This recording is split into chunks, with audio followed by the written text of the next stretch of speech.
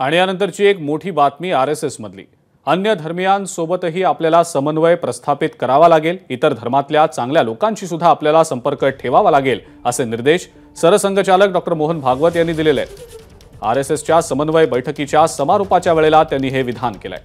सोमेश कोलगे आपले प्रतिनिधी या संदर्भातली अधिक माहिती आपल्याला देत आहेत। सोमेश, काल राष्ट्रीय स्वयंसेवक संघाच्या अखिल भारतीय समन्वय बैठकीचा समारोप झाला।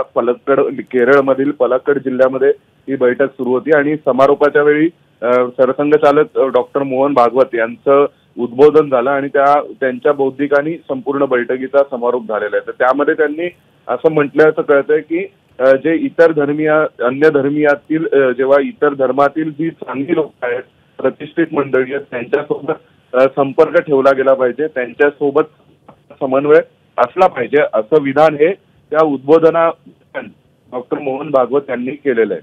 ठीक आहे सोमेश, धन्यवाद सविस्तर माहिती आपण दिलीत त्याबद्दल। ABP माझा, उघडा डोळे बघा नीट।